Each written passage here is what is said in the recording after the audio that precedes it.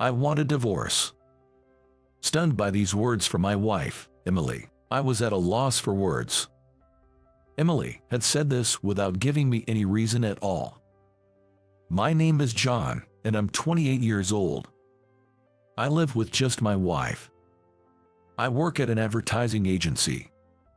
My job is demanding, and I've struggled to find time for Emily. Could that have been the cause?" Emily suddenly brought up divorce. No matter what I asked, Emily adamantly demanded a divorce, and eventually, I had no choice but to give in. To some extent, I felt forced, but I signed the divorce papers and we ended up divorcing. Even after that, I couldn't quite forget about Emily. And no wonder, she was the most beautiful girl on campus when I was in college. Incredibly cute and kind to everyone. Her sleek, neat bob, and the dimples that appeared when she smiled. Emily, always surrounded by guys, seemed unapproachable to me. However, by chance, we ended up in the same seminar and started talking more. We both loved animals, and coincidentally, our thesis topics were related to marine and terrestrial creatures. We often visited zoos and aquariums together on our days off for research. We successfully completed our theses, collaborating along the way. Upon graduating from college, I mustered all my courage and confessed to Emily. I just wanted to convey my feelings, but to my surprise, Emily said, "I liked you too." It felt like a dream. I had managed to make Emily, the girl everyone admired, my girlfriend. I decided to become a man worthy of her. I diligently worked on my appearance and started working out. At my job, I spared no effort, becoming the most competent among my peers. I could do anything for Emily. Our relationship continued smoothly. Emily was thriving as an interior coordinator. We squeezed in dates amidst our busy schedules. After about 2 years, I started thinking about marriage. We were on a date at Emily's favorite aquarium. As Emily was looking at the fish through the glass, I said, "Can I talk to you for a moment? I have something important to say." When I called Emily, she turned towards me. It was just Emily and me there. All around us, various colorful fish swam gracefully. I pulled out a small box from my pocket and said, "Will you marry me, Emily? I promise to make you happy, no matter what." I opened the small box in front of Emily. At the sight of the sparkling diamond engagement ring, Emily let out a gasp of surprise. Tearfully, Emily gave her answer. "Of course, I'm looking forward to it." And just like that, everything fell into place, and Emily and I got married. We were on top of the world in both our careers and love life, fearing nothing. But the happy days didn't last long. After marriage, I became incredibly busy and couldn't spend much time with Emily. I thought we were still getting along fine. I never missed giving her flowers on anniversaries, and I hurried home whenever I could, just to be with Emily. Being with her was my reason for living. Despite all this, I was suddenly hit with the demand for a divorce. Right after divorcing Emily, embarrassingly enough, I drowned my sorrows in scams and gambling. No matter how much I drank, it was painful to see traces of Emily everywhere in this room. So, I threw myself even more into my work to forget about Emily. Fortunately, I was handling a big project at the time. I was practically living at the office. It was only several months after the divorce that I finally completed it. While I was focused on work to forget Emily, it seemed to others that I was passionate about my job. The project was a huge success. I got promoted. After achieving success at work, I got a long vacation from the company. But at home, I couldn't help but think of Emily. Unable to bear staying in my room, I casually went out. While wandering in front of a shopping center, I saw Emily walking happily from the other side. Next to her was a solid-looking man. I was so shocked that I just stood there, dumbfounded. Maybe she felt my gaze. Our eyes met, Emily's and mine. She also looked at me awkwardly. I let out a dry laugh involuntarily. I had somewhat expected something like this. There's usually only one reason a man gets divorced unilaterally by his wife. I had a faint suspicion that Emily might have found someone new. Even during our divorce, I actually asked Emily about it. She kept insisting it was not that, but it turns out it was. Seeing Emily with an unknown man, I couldn't stand being there. As I tried to flee from Emily, the man she was with suddenly yelled at me.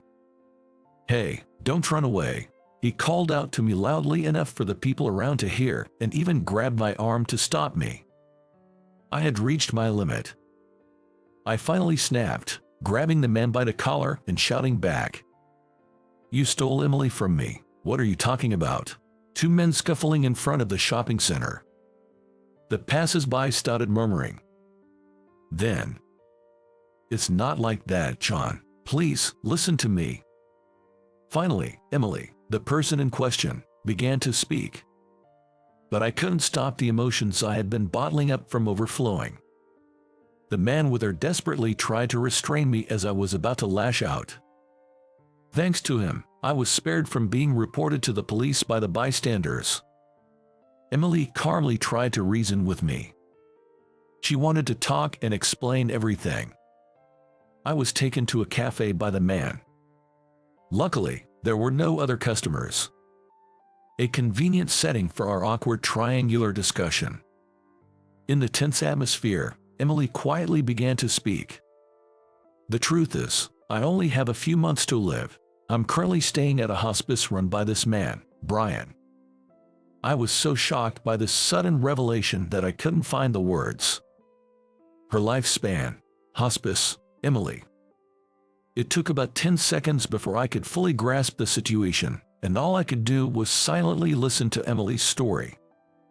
Emily spoke calmly.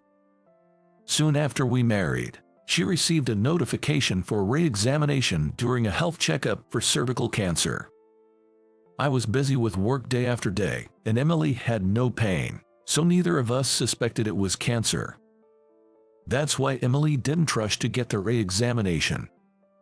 A few months later, when Emily finally visited the hospital, the cancer had metastasized beyond her uterus, and the doctors couldn't do anything.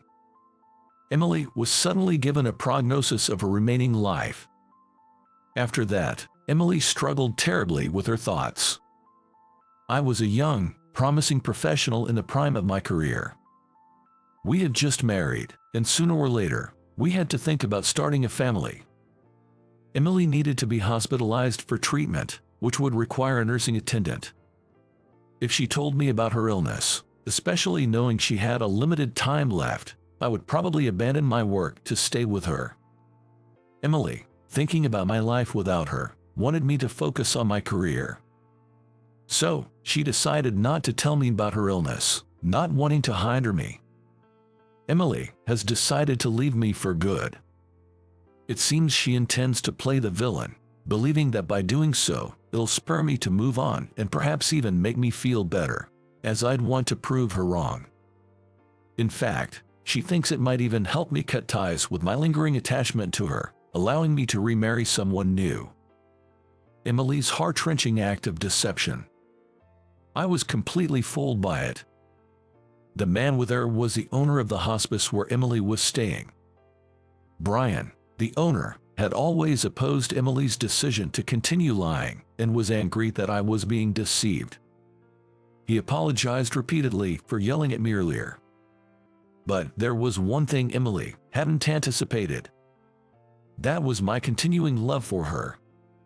No matter what lies Emily told, I couldn't simply forget her. Hearing all of Emily's story, I didn't feel angry with her. Instead, I fell for her even more. Emily's lies weren't for her own sake.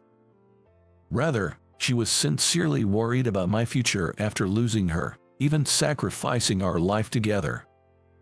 Knowing that Emily was thinking of me until the end, I couldn't stop crying. I loved Emily sincerely, but more than that, I was loved so much by her. Emily spoke while trembling slightly. the sudden terminal diagnosis, the divorce, and living alone in a hospice. How much she must have suffered. I instinctively wrapped Emily's hands in mine, and I told her clearly, "Do you remember my proposal? I said I'd always make you happy, remember that?" As I spoke with a smile, Emily nodded while shedding tears, then asked in a small voice, "My time left is very short. Is that okay with you?" I said, "Of course," and took Emily's hand. Pulling the chain of my necklace out from under my polo shirt, I revealed, "Oh, my wedding ring that I gave you when we separated," Emily exclaimed in surprise, and I couldn't help but smile. Yes, it was our matching wedding rings from when we were newlyweds. Even though we were divorced, I always wanted to be with Emily. So I connected the two wedding rings to a chain and wore them close to my skin. I thought wearing them as a necklace would go unnoticed, and while it might seem sentimental, it was my heartfelt expression of love for Emily. I carefully removed the wedding ring from the chain and proposed, "Let's put these rings on each other's fingers again, so we'll never be apart." After suggesting, I slipped the ring onto Emily's slender ring finger. Emily, while crying, did the same to mine. After a long detour, we finally reaffirmed our feelings for each other. Next to us, smiling, Brian, the hospice owner, was crying. Clapping his hands, he said, "I'm so glad, truly glad." Emily was against it, but I decided to take a leave of absence from work for a while. My boss, who had also lost his wife early, understood and agreed to take over my work responsibilities. I brought Emily, with her limited time left, back to our home instead of the hospice. We decided to spend our final moments together. Emily made bento boxes, and we went to various places. We visited a local flower field, a ranch, a zoo, an aquarium, and even the top of the rock. The most memorable visit was to the National Aquarium, a place Emily had longed to see. The last few months with Emily were incredibly peaceful, becoming unforgettable memories for a lifetime. Several months have passed since Emily's passing. It's not that I don't feel sad or lonely, but Emily will always be in my heart. I will continue to live my life to the fullest, cherishing our memories. That's the promise I made in the end.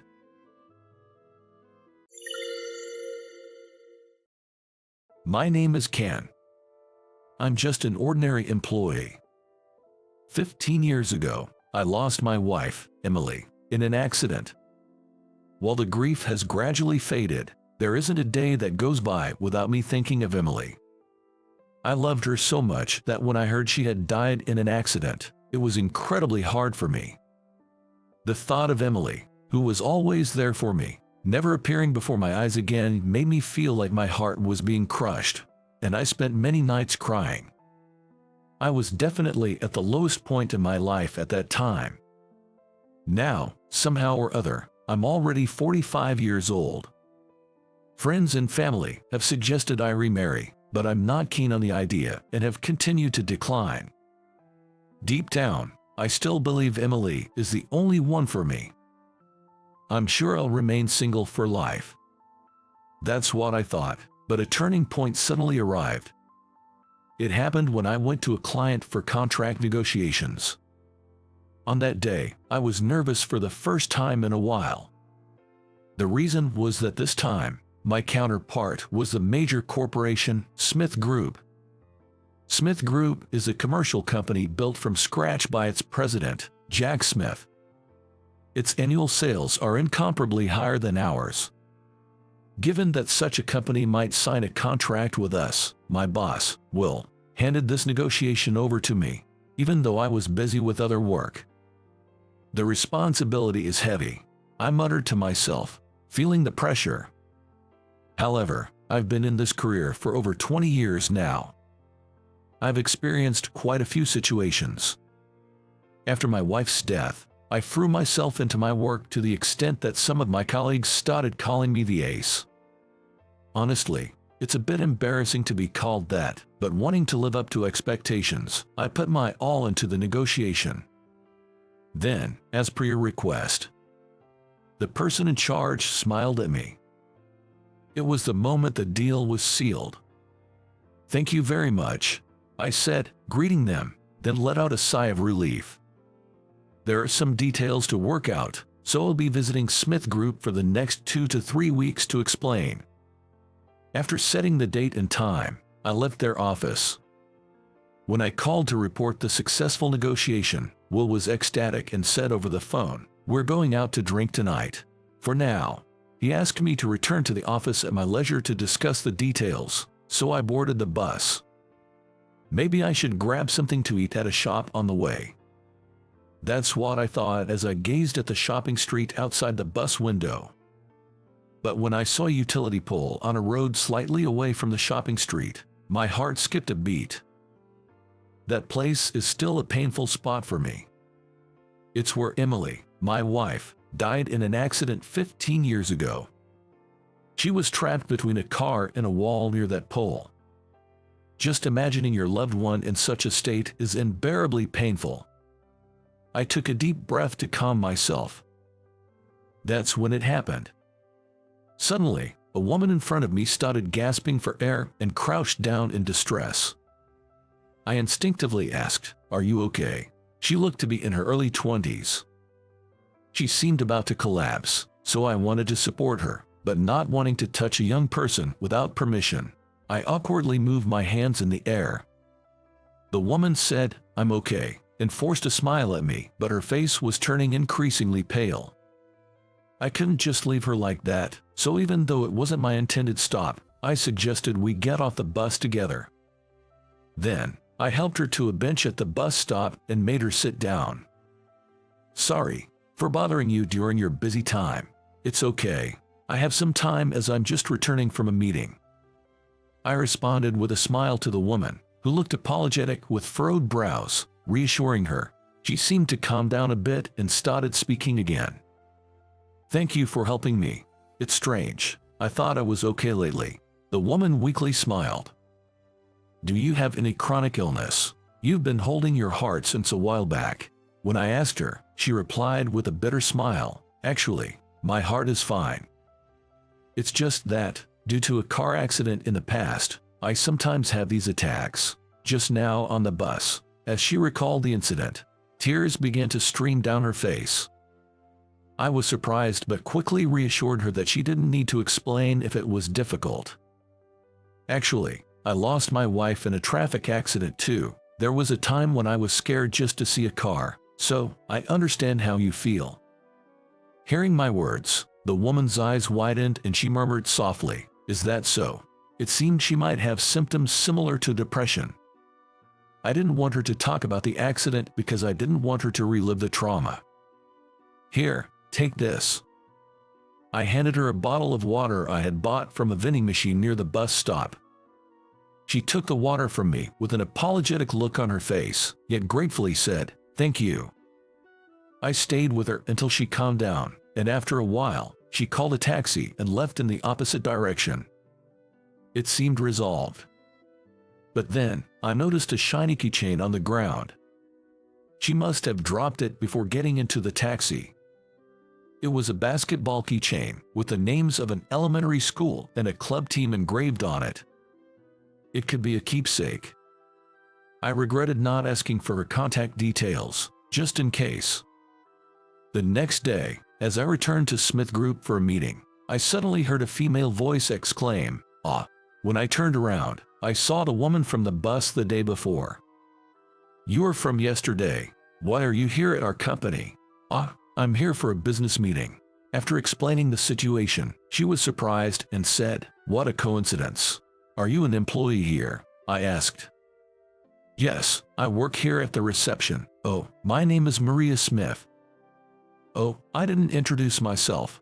My name is Ken." "You said Smith." Hearing the familiar surname, I looked up.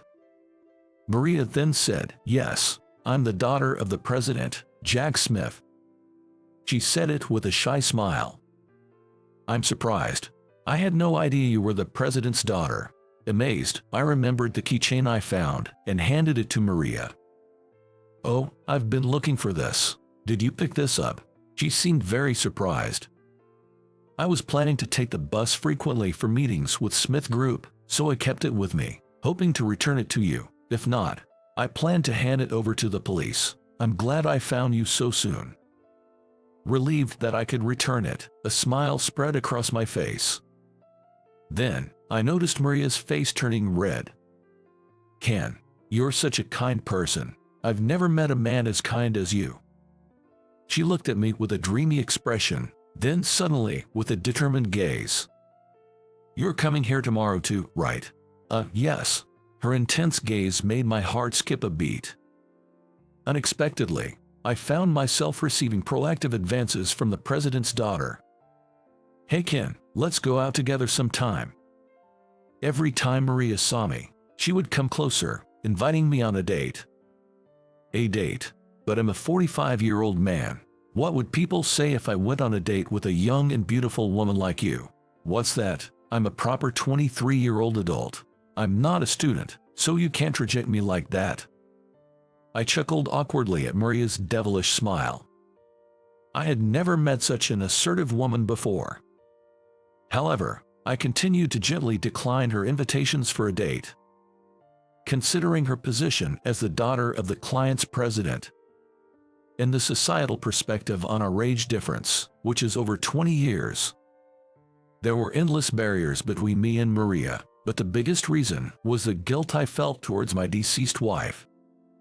I remembered the words of my proposal to my wife, "I will make you happy."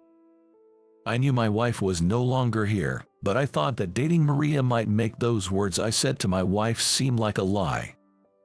However, the next day, when Maria invited me for a date as usual, and I lightly brushed it off, saying, "No, you should go out with younger guys instead of someone like me," she suddenly started crying. "What's wrong, Maria?" I panicked. "It's just, no matter how hard I try to approach you, you never seem interested." And with that, she burst into tears like a child. I never imagined she was so serious about me. Me, of all people. "Okay, I understand. Let's go out for a meal next time." Then, she asked with a hopeful expression, "Really?" With her eyes moist with tears, she looked at me intently. "Of course, I'm not sure where young people go these days, though," I said hesitantly, and Maria confidently responded, "Leave it to me."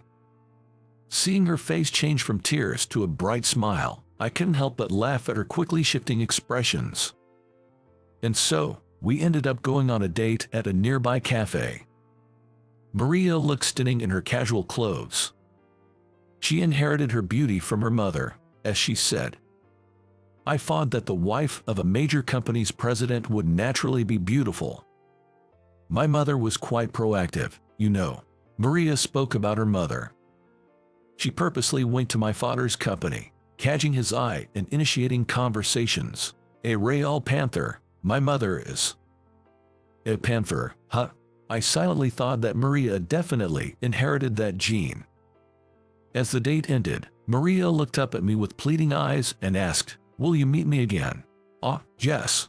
Eventually, I found myself repeatedly going on dates with her, persuaded by her insistence. Me, an old man, is that really okay? Her aggressive demeanor left me confused.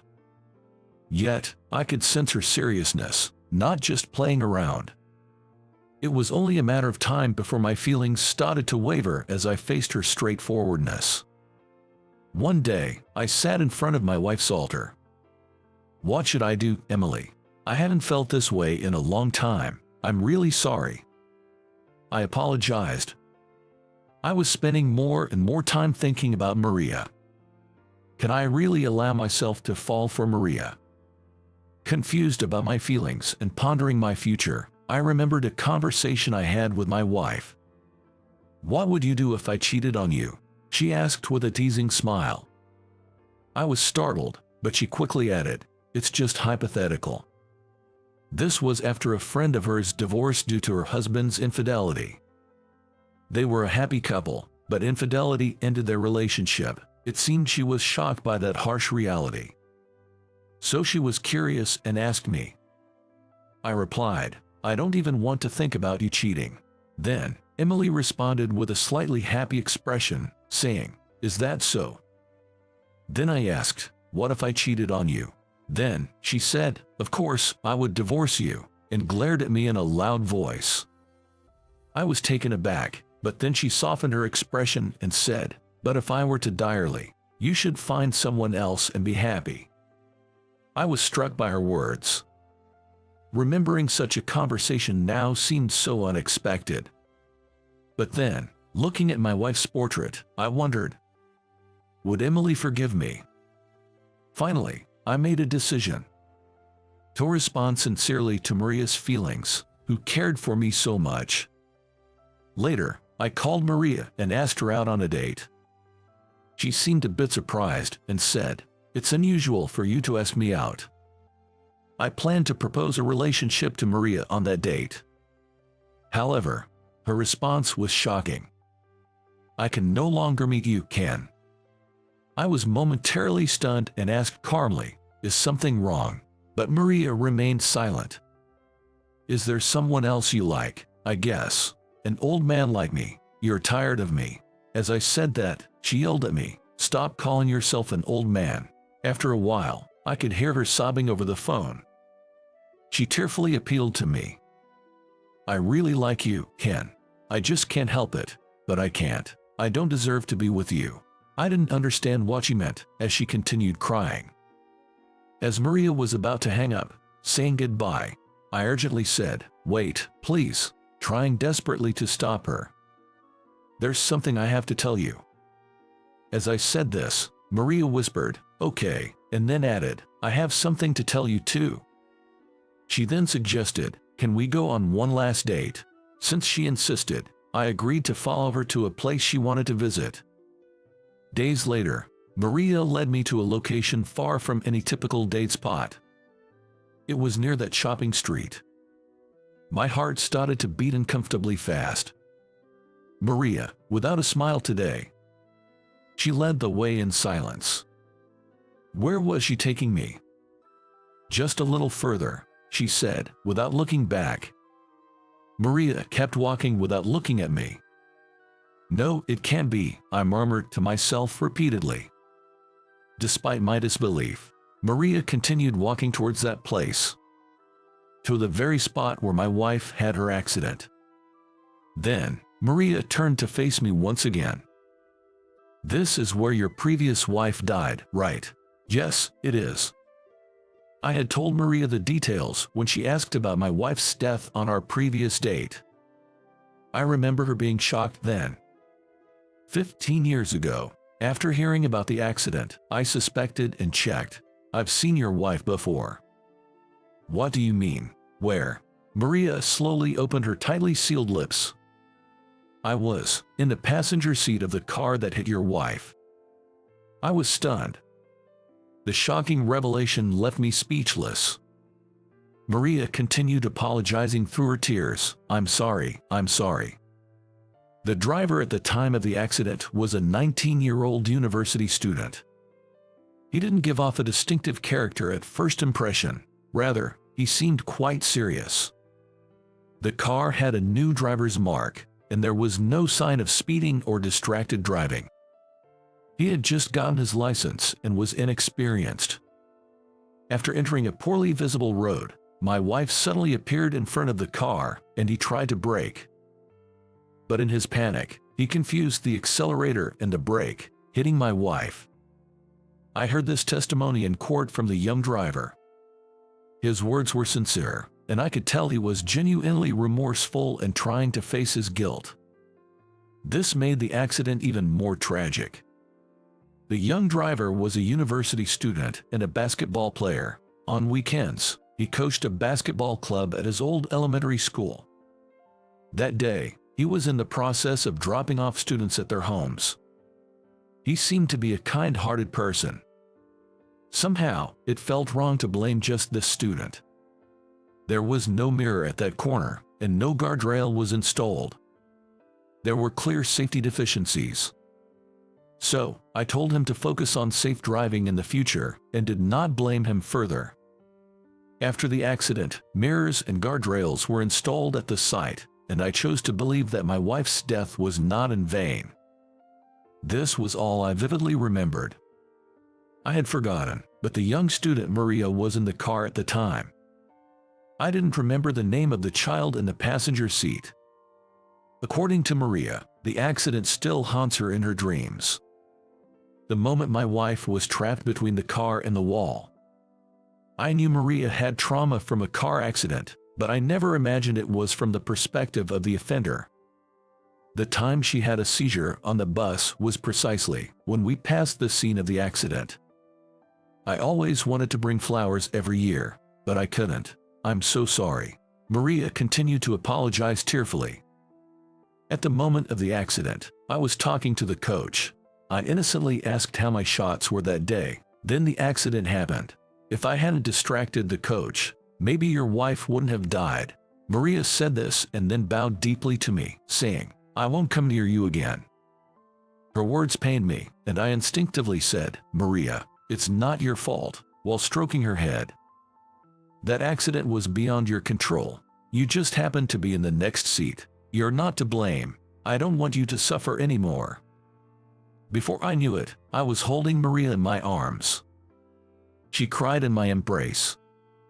The university student who was driving has already paid for his mistake. As long as he continues to live without causing another accident, that's enough for me. I believe my wife in heaven would think the same. So, I couldn't finish my sentence. I couldn't decide then whether it was right for me to fall for Maria. Maria was also unsure whether it was okay for her to like me. Even though we had mutual feelings, we were uncertain whether to cross that barrier as time passed. Yet, I continued to stay in touch with Maria. Our conversations about daily happenings and good food were enjoyable, albeit simple. Eventually, I asked her out on a date and expressed my feelings to her. She asked me, "Am I good enough for you?" After nodding, I embraced her. Despite the twists and turns, we decided to start a relationship. I don't know what the future holds, but for now, I just want to be with Maria. I believe my wife in heaven would support our relationship.